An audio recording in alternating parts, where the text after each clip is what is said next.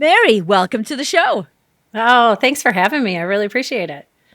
I have to know, you're the CEO of Lucerne International, but you started life as an engineer, a mechanical engineer with Dura.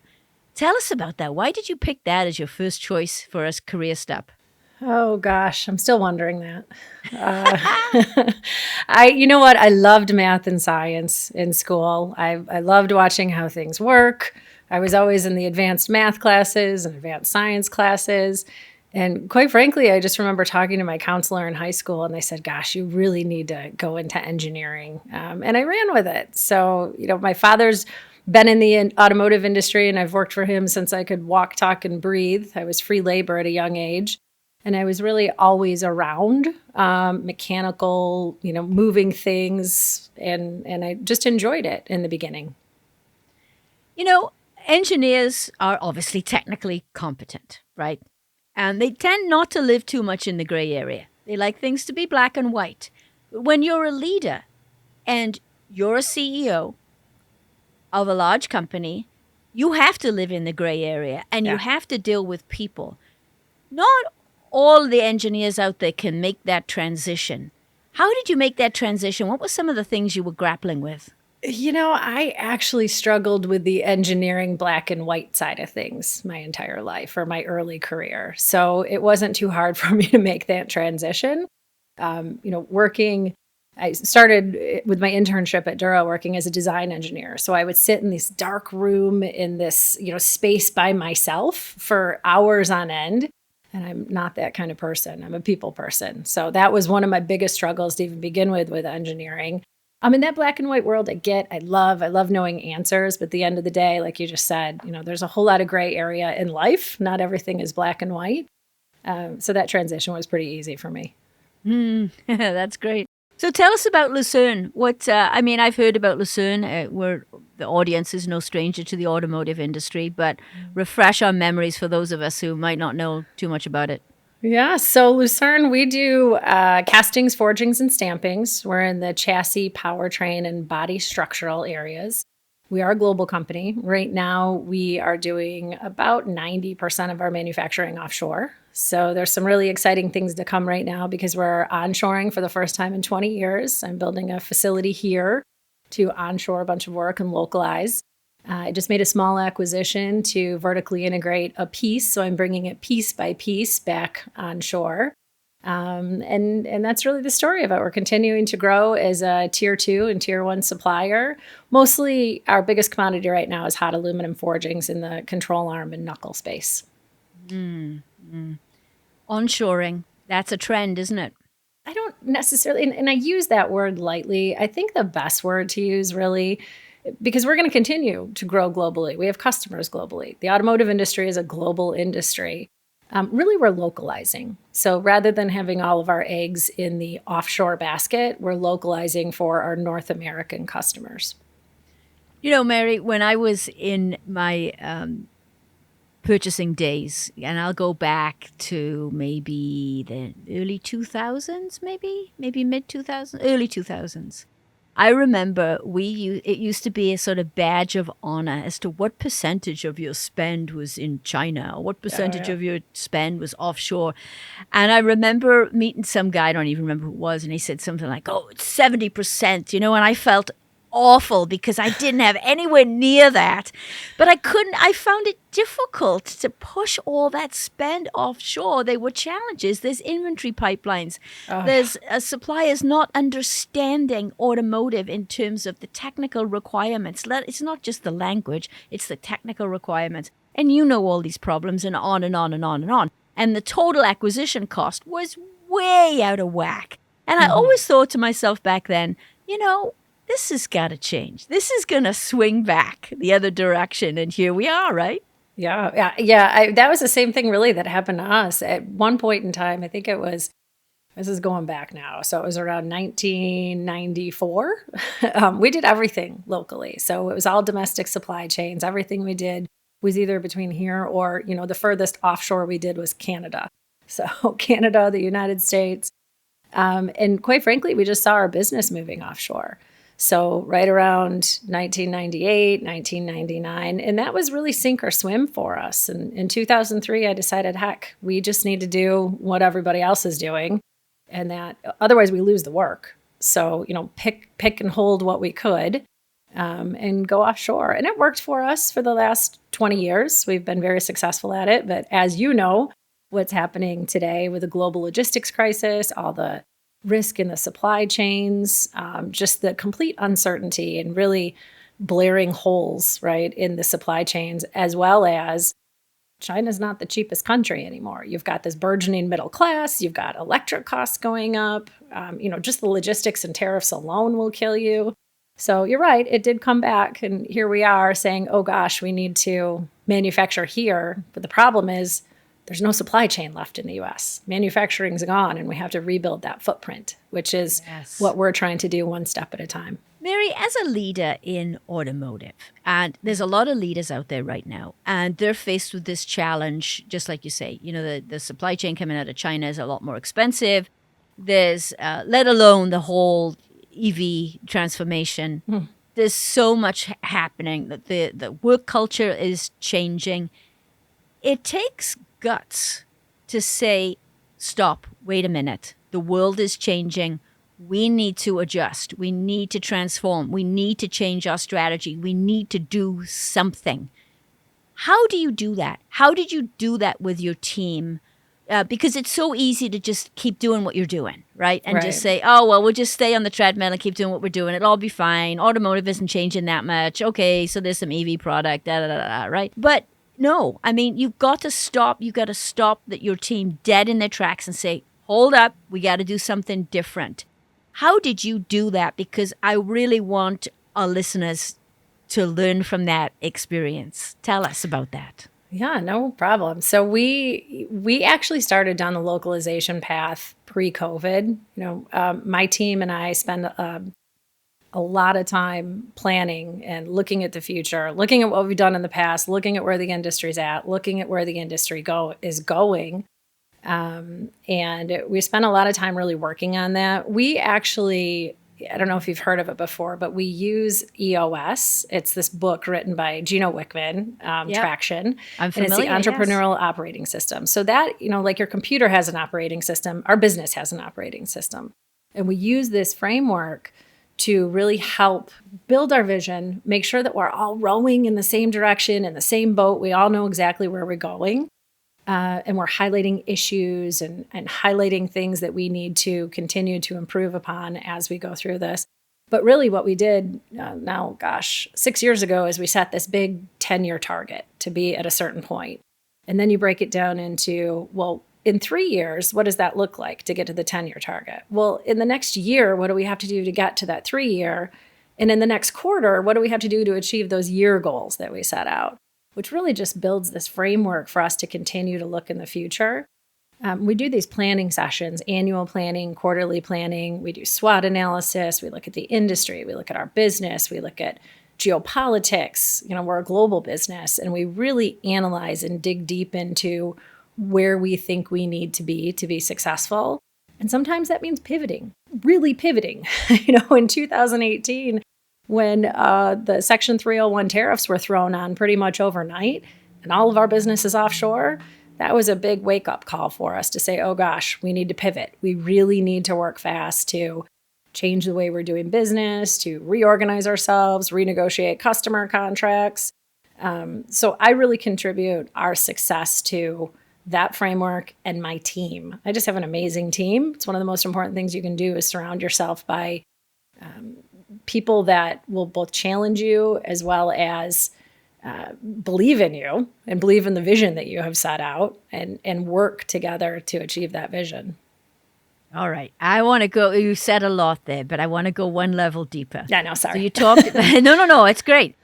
So you talked about EOS, right? And you talked about setting goals, 10-year, and then you said 5-year, I think, 1 year. 10, 3, 1, quarterly. And quarterly. Okay, right, quarterly. So let's get into the real world, right? Now, that quarterly meeting is coming up.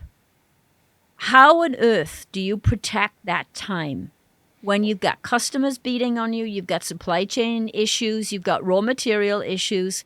There's a lot of shit happening in the automotive industry today, right? Lot. It's going to be so easy. And a lot of leaders out there are saying, oh, yeah, well, we'll just push that off till next month or maybe later in the year or whatever.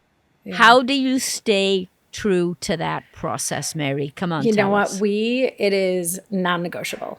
Our team holds each other accountable. It's non-negotiable. We have what in EOS they're called rocks, right? Instead of goals, we set our rocks. And we actually meet every week, once a week. The meeting is at the same time every week for the exact same amount of time with the exact same agenda. We review our scorecards, our issues, we look at our rocks and the progress we've made towards those rocks. And each one of my team members has 2 to 3 rocks that we're working on to further the business.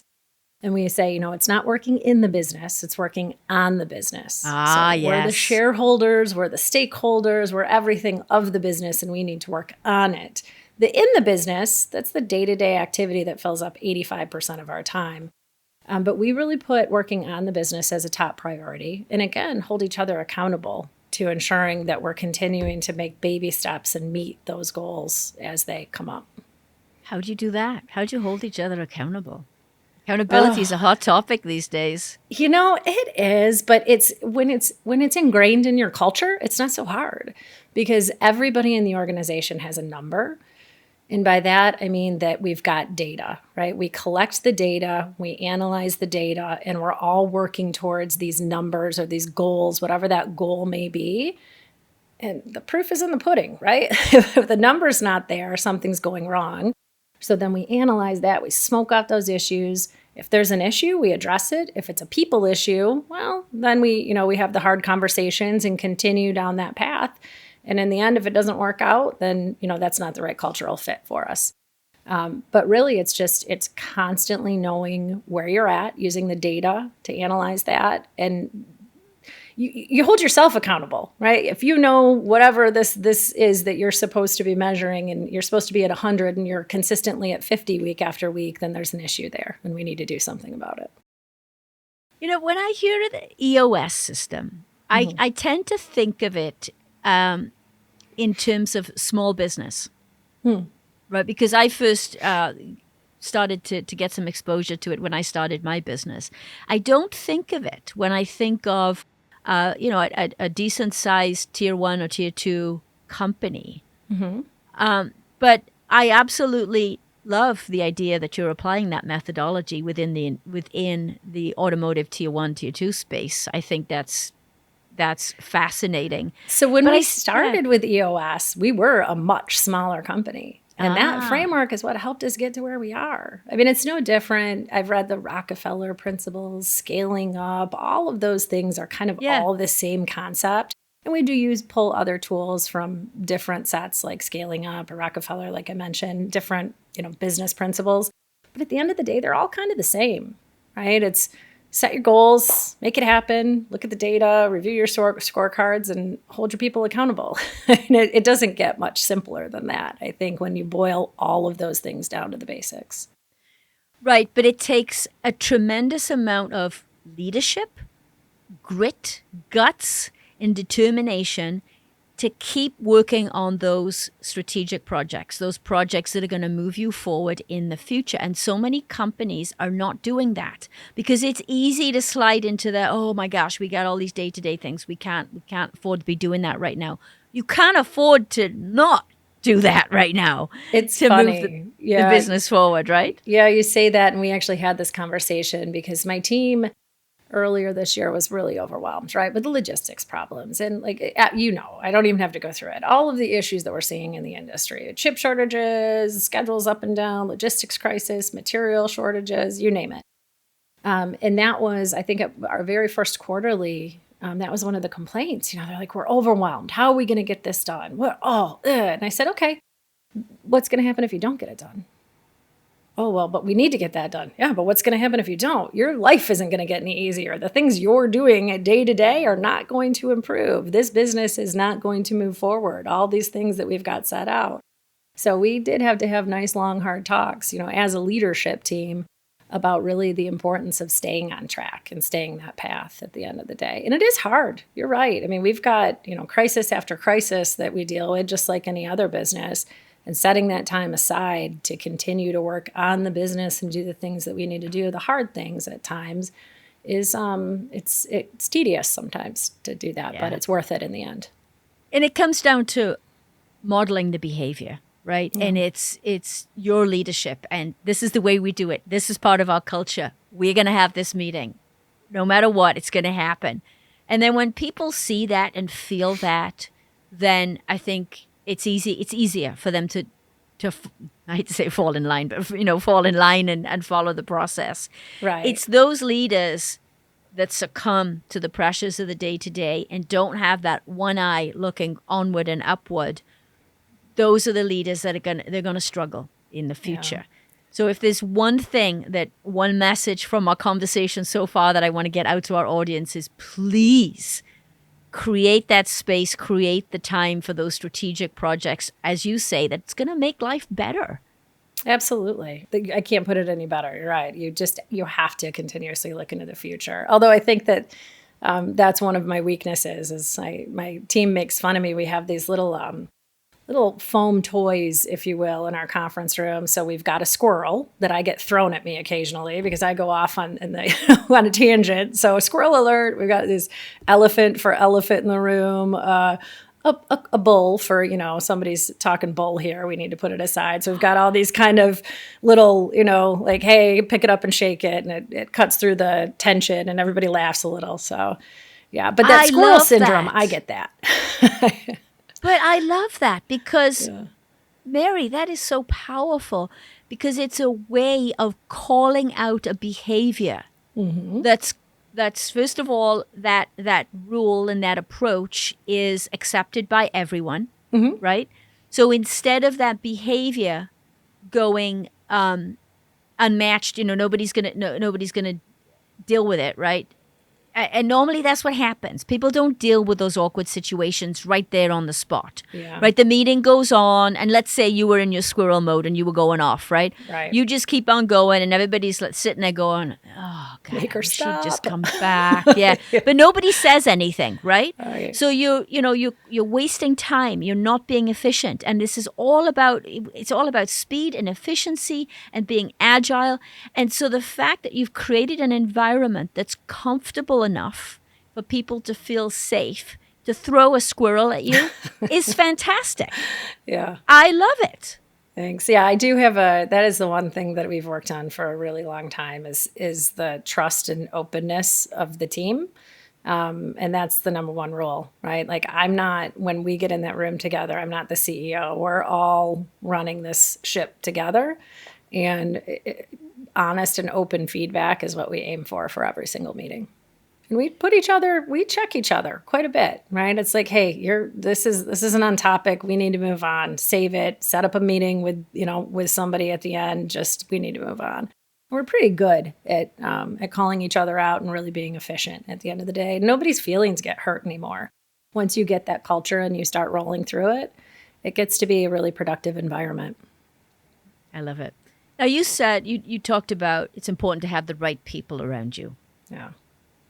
How do you do that? First of all, what are the right people? What does that mean in Mary's world? What does that mean? Because I can ask 15 people that question and I'll get 15 different answers. So what does that mean? And then how do you find them? How do you get them? So for me and for Lucerne, for our organization, culture is really everything for us. We hire, fire, even pick customers and suppliers by our core values. And we stick to those core values and we all live by them. We do this people analyzer, which I believe is an EOS tool. And we really analyze everybody by each of the core values. If they understand it, if they get it, if they fit into it, kind of a red, yellow, green scheme. And that first and foremost is most important, picking based on our culture, based on our core values, what we're trying to do and accomplish here. Because as you know, one bad seed can really spoil it for everybody and create a harsh environment unnecessarily. And then my rule of thumb is that if I'm the smartest person in the room, I'm doing something wrong. So I need experts around me. I need people that are going to advise me, people that aren't afraid to say, no, I don't think that's right, and disagree with me. That's really important in any of my leaders here at the organization. It's a very important trait that we work together and that we challenge each other. If I'm the smartest person in the room, then I'm doing something wrong. Ooh, that's deep and that's good. How many people can say that and honestly mean that and push their ego aside? Because we've all got an ego. We all have one. It's part of being human. It's how much of that you let drive your behaviors and drive who you are is the question. And when you can push that aside and say, no, I need people in this room that are smarter than me, that's leadership. Thank you. It's worked so far, so I've got to be doing something right. Yeah, would appear so. Mary, what do you think is the biggest challenge right now that leaders are faced with in the automotive industry? There's so many of them. There's a lot. But what's the biggest? Let's frame it up in terms of leadership. You know what? I think leading through change is what everybody's struggling with. So we talk about the disruption in the industry. Put ICE versus BEV aside, just that disruption alone, this industry that's in complete turmoil, trying to basically rediscover and reimagine itself. Just stack on top of that what's happened from COVID with the ups and downs of supply chains, all the risk involved, kind of all these moving pieces. But at the end of the day, I think a leader's biggest challenge is always people, right? Because a business is nothing without people. So, how do you manage your people? How do you keep them encouraged through all of this transformation? And how do you keep them engaged and motivated? The remote working environment, that is a whole, we've always been global. So we're used to the teams and the Zooms and right, because I've got a whole team in Shanghai that works with my team very closely here. And, we've got global customers. So that's one thing. But then having your actual team torn apart and in different places, and some people working from home some days, and managing that and keeping your culture really solid at the same time, I think is probably one of the most challenging things that I've been through in my career, is maintaining that solidarity with my organization, with so many people in so many different places, and not here all together all the time. Any best practices, tips and tricks, anything that you've learned that you would like to share? You know what? I mean, this is the smallest, simplest thing, but when we have always meetings, the best. We have meetings, your camera's on. I don't care if you're sitting there with your hair in a bun and your one eye closed or what. I don't care. Just turn your camera on because I want to see you. It makes it just a little tiny bit more personal. And those things are funny, right? Like your husband walks by in his underwear and you get to make fun of him for the next, 6 months. I mean, it's funny. So it just builds those personal relationships, and you at least get some smidgen of what you used to have when you were going to the break room to grab a coffee and run into somebody, right? Yeah, I agree.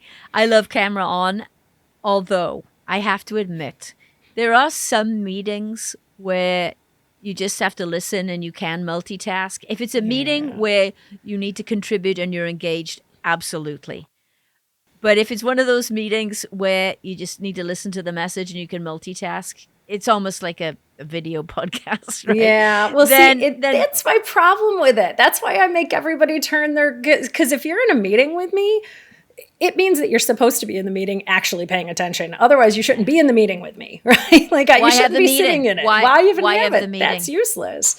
And that's probably my biggest frustration with the remote workforce is, people are multitasking because you go, hey, Joe, and it'll be like, oh, yeah, sorry, I was on mute. And you go like, I know. And I'm like, he was playing with a dog. I don't know where he went. How many times have you heard that, right? Sorry, I was on mute. Yeah, translation. Sorry, I was checking my email on my Facebook and I wasn't paying any attention whatsoever. Can you repeat that? No, answer the question.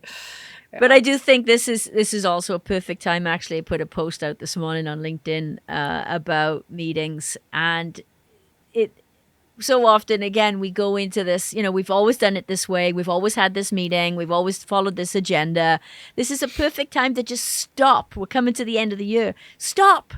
Look at your schedule, people, and look at the meetings. Are they meaningful? Are they accomplishing something? Are you moving the needle, or are you not? Is that a meeting that's more of a meeting to update the boss? Yeah. Somebody called me out on that once, and I'm so glad that they did. They said to me, "You know what, Jan? I think that we're just doing that. This meeting is just to update you on what we're doing. We could do it in like a simple email." And I thought, oh, that's true. I had to admit it. I had to admit they were right. They were right. And I said, you know what? You're absolutely right. We'll cancel the meeting. But that's the kind of culture that you want, right? So that somebody that sees something that you didn't see it.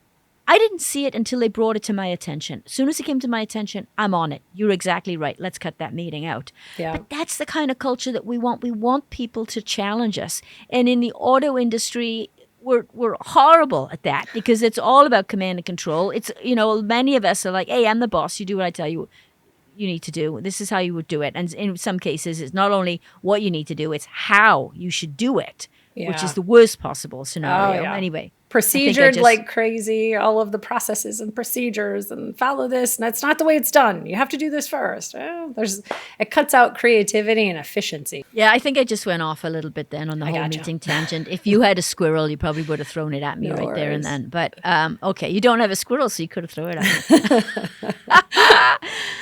Okay, let's see. Let's talk about let's talk about the 21 traits of authentic leadership. There's something that's near and dear to my heart. What was your top pick? What's your number one? Oh, you know what? I wrote down resilience. I think that's... Tell us why. Yeah. This business, first of all, just being in the automotive industry for as long as I have, being a young woman in the industry, coming up from a very young age, making my way through. And there's been a lot of changes, but boy, oh boy, when I first started, it was the old boys club. Changed a little. Still, I think we're seeing little improvements here and there. But really, just the different stages, and I think it's really any entrepreneur can, grasp onto that resilience kind of trait. There was something in particular, though, that happened to us in 2018. It didn't happen to us. We allowed it to happen to us. But we had a customer behave very poorly in 2018. And long story short, they were just about to go through bankruptcy. We really didn't know. They were playing all sorts of games with us, and we almost lost everything. And I mean everything. We ended up having to go to court. Thank the good Lord, I have an amazing legal team. We had a judge that really understood the case. I sat on a stand for over 6 hours, testifying. I mean, it was crazy. At any rate, we had to restructure at the end of 2018 and go from here down to the bottom and kind of work our way up. And my entire executive team, it was a situation where we just couldn't win, but we did. It was like a Hail Mary pass. It was crazy, actually. And really watching my team go through all of that and understanding both what I was made of, what my team was made of. I had my executive team show up every single day for over 6 weeks without a paycheck. They didn't know if they were going to get paid. They came to work every day for over 6 weeks until thankfully, the court awarded us the funds that, made the customer buy inventory. I could make them whole. But just going through that and then rebuilding this organization and stronger than we were before and seeing where we came from, what we went through, taking those lessons learned. And, 2019, we restructured. 2020, we got hit by COVID. There goes we lost a quarter of our sales. 2021, this crazy logistics that's happening, chip shortages. We lost another quarter of sales. Logistics costs were skyrocketing. I mean, just the turbulence. And I think that's probably the best word to describe it, just bumpy, that we've been through over the last couple of years. and we're still here. Not only are we here, but we're actually thriving and we're growing and we're doing fantastic. So that word just resonates with me, not just for myself, but really for my team too. I've got an amazing leadership team. They showed up every day for 6 weeks Without without pay. knowing if they were going to get paid. Yep. Whew. Yeah. How do you do it, Mary? How do you, when these situations are, you're going through these situations, you're facing losing everything, right? How do you get up in the morning and motivate a team of people when you've got to be scared yourself? You have to be Oh, yeah. because you're human. How do you do that? How do you motivate a team in a situation like that? I'm always a glass is half full kind of person. I've always been that way. And I always, I say, yes, that could happen, but it's not going to. Listen, this is what we're going to do. And I think for me, just making a plan and following a plan and showing a pathway to get somewhere is good for me mentally. And I think that it motivates my team members, right? They see a path, they see the plan. And if they see me believing in it and saying, listen, guys, we got it. I know all this other stuff is happening and don't worry, I'll handle it. We'll get it. We'll make our way through it. And it's really just talking out loud when sometimes you don't even believe it yourself, but you're like, I gotta get these people there. So let's go, right? It's just keeping that attitude and that mindset at the end of the day. Go home and I don't drink anymore, but at the time, go home and drink a bottle of wine and go to bed for the night. Yeah. Oh, that's incredible. Let's take a turn into your personal life. You afraid? Be afraid. No. I won't be too harsh on you. So you're going through this. You're going through this tough time in your company, right? What's the support like at home? Amazing. So my husband has been pretty much just the rock of our family. We have 3 beautiful children. I've spent the last, basically 20 years, 18 years traveling around the world, growing a business. I moved my family to Shanghai for a short amount of time in 2018. They've always been there. And my husband has just been incredibly supportive. He's raised our children and I don't have to worry about things, nor do I ever get, blowback from him. Like, oh, you got to go on a business trip again. Instead, he's like, okay, bye. Good luck. Have a great trip. Let me know how it goes, which you just don't find a lot of that support. And I can't give him enough credit for where I'm at because without him, I wouldn't be able to build the business. I wouldn't be able to have a thriving family and make it all work. So it's teamwork. We say Team Buck in our house. That's our team. I love that. And he's a pretty interesting dude, isn't he? Isn't he a professional boxer? He was. So he's a retired professional boxer. Yeah, he retired right when we met. Actually, when I met him, I was just he worked for a competitor's gym. I was just buying a kickboxing gym in West Bloomfield. I was an amateur boxer. And we were introduced to each other, but he had just retired. People talk about this, the role reversal, right? So the woman having the career and the guy being the stay-at-home dad. And I had that situation many years ago. My daughter's 20 now. And I'm no longer married. But when she was born, we made the decision that he would stay home. Mm-hmm. And I'll be the first to admit that I completely underestimated how hard it was to stay at home with a child. And he worked as well. He went to his employer. He was a program manager at the time. And he went to his employer and he said, hey, I'm going to quit my job because I'm going to be a stay-at-home dad. And they said, no, you can do both. And he said, okay. And that all seemed great to us at the time. And I completely underestimated how hard that was for him. Mm-hmm. And I don't know that I've ever told him that. So maybe if he listens to this podcast, he's going to go, finally, 20 years later, she gets it. But it is really, really hard. And I think about that now as whether male or female working from home, mom or dad, whatever. It's hard to look after a child and work. It depends on the age of the child, but a very, very young child, it's almost impossible to look after a toddler and work. I don't know how people do it. Yeah, I would definitely not be productive. I have a funny story about that because I think early on I probably took my husband for granted too, right? Staying home with the kids because he quit. He had a thriving business. He was a personal trainer. He trained a lot of people. He trained some local professional athletes with the Pistons, with the Red Wings, and he gave it all up to stay at home because we had basically 2 nannies, one coming in the morning to take the kids to daycare, one coming to pick the kids up and bring them home and cook them dinner. And we'd have like 2 hours with our children every night. And he said, this is ridiculous. I don't want other people raising our kids.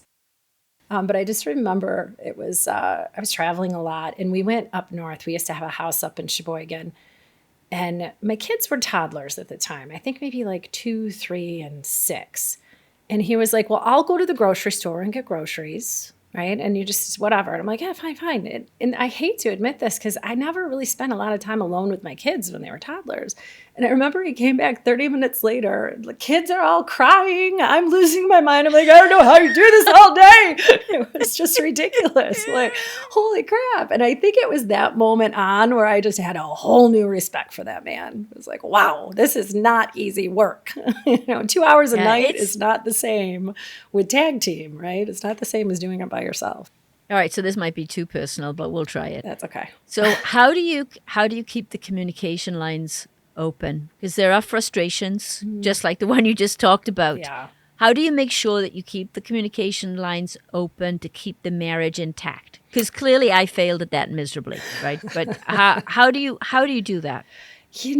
We're really good at it. Honestly, we're so brutally honest with each other, and we don't let things fester. Like if something is bothering me, he's going to know right away. And if it's bugging him, I know right away. And quite frankly, I mean, I'm knock on wood on this one, but like we don't fight. We don't have blow-ups because we never let anything build and build and build. I mean, we're like anybody else where we snap occasionally. But then we make fun of each other for it, right? So communication is the single most important thing that we can do, especially I have a 17-year-old daughter at home, and boy, oh boy, she likes to play us both, right? Well, Dad said, well, Mom said, and we're like, guess what? I'm texting Daddy right now, right? So we overly communicate, I think. We constantly talk about, we make decisions together, and that's the end of it, right? Not one of us isn't going to run off and do something stupid or big without consulting the other. And we're just, it's easy, honestly, for us. I think we're just blessed and really lucky. But it took us a long time to get there. In the beginning, there was definitely bumps and rocks along the way, and we've just gotten to a point now where we know what it takes to be successful as a couple and as a family, I think. Yeah, it takes a lot of work. I'll tell you one funny story. This is going back a long, long time ago. So my husband at the time was in Mexico on a business trip, which normally was the other way around, right? Normally I would be the one on the business trip and he would be at home. But he was in Mexico on a business trip and I was at home. And we had this new washer and dryer. And we maybe had it a few months. I mean, it wasn't like brand new, right? And I looked at that bloody thing, and it was a Bosch. And I'm like, how in the hell do you work this? I had no idea. What button do I push? It was, typical fine German engineering, right? It was a brilliant piece of equipment, but it was not user-friendly at all. And I had to text him, or I probably called him or paged him or something at the time, and said, how do you use the washing machine? I have no idea, no clue. It's amazing. When that happens. I love that. So you've got women that you're, helping to bring into the automotive industry, to bring onto your team. How do you support them when they're dealing with these issues? Because I noticed it with my team in my last job, young mothers with children dealing with a lot of the same issues that I did when I started my career and having children. So how do you help nurture them along? And use the thing, Marianne. I know you've seen this and maybe felt this. Sometimes women feel like they got to make a choice between a career and being a mom, and I hate that, right? Because you can do both. There's ways to make that happen. So what advice do you give women that you bring into the organization, or women out there that are dealing with this right now? Yeah. And I mean, I don't think it's just gender specific too, because I think nowadays men have the same issue, right? Like, I think that there's men that want to be home with their kids and feel maybe guilty about it, right?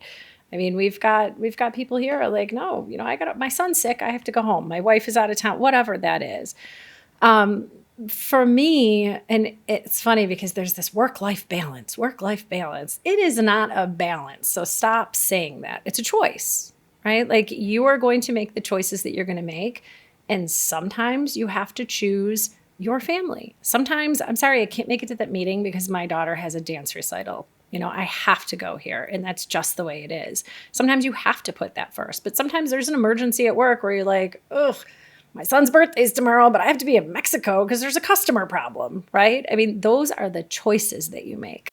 And I always tell people, and I've spoken to women's groups about this before, don't feel guilty about your choices. Those are your choices, right? Just make the choice and don't feel bad about it, because these are the things that you have to do in life.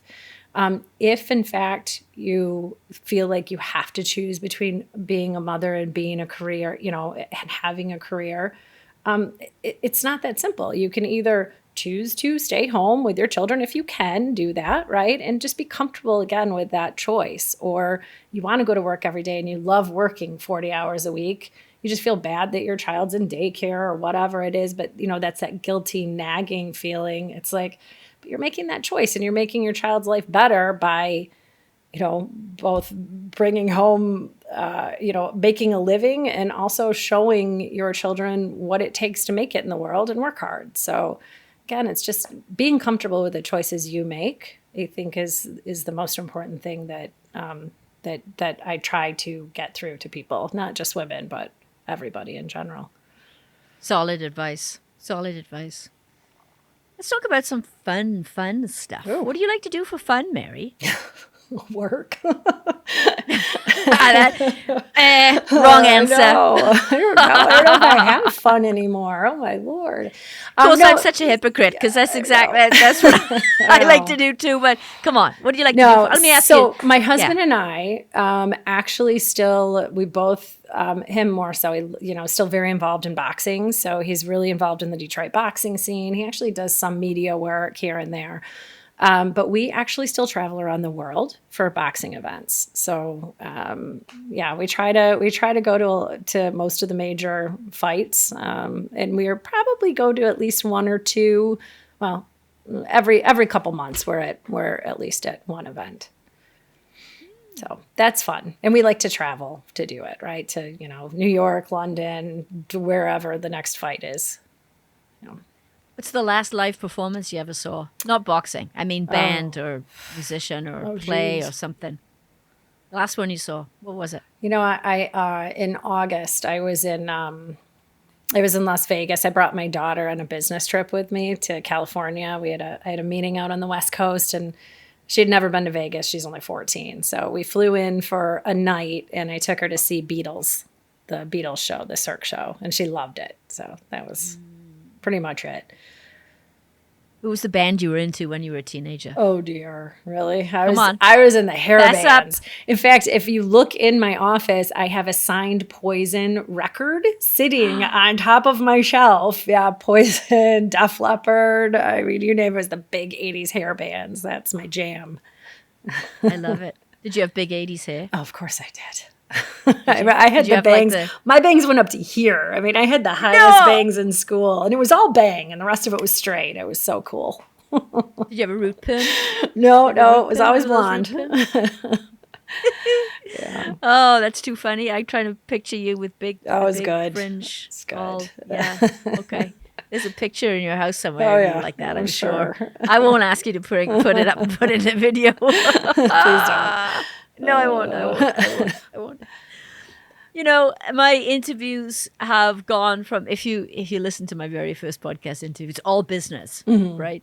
And now it's sort of evolved into this mix of a little bit of auto sort of business, a lot of leadership, of course, and then personal, because I truly believe that great leaders show their human side. Yeah. Right. Was there a point in time where you made the switch from saying, "Okay, I got to fit this mold and be this leader and act a certain way," to, you know what, this is who I am. Just go with it. Was there a transition, or tell me about that? Nope, I think I've pretty much always been who I am. Take it or leave it. I don't think there was ever a transition. I mean, maybe when I was a little younger, I thought I had to act a certain way sometimes. But obviously, you hit it. I mean, being who you are and being authentic is not just the best way to lead, it's the best way for anything. I mean, the same thing, I use that with everything I do when I go into negotiations with customers or suppliers or whatever that looks like. It's who I am. I'm not going to put on airs or be somebody that I'm not just to impress somebody. That's just not worth my time. Nor it's too hard, right? Like why would I do that? I don't have that skill set to do that and then still do what I need to do. So it's just easier being who you are and putting yourself out there. Yeah, that is so true. Closing comments, Mary, for our listeners. Oh gosh. Well, we've run through the gambit here of topics. We have, haven't we? So, no, I've enjoyed the conversation. I think it's been fantastic. I mean, I think, one of the things that we talked about really just about the tumultuous industry and where everything's at right now. One of the things that I continue to tell my team, and we're really taking advantage of that, is just never waste a good crisis, because there's always opportunity in the middle of crisis.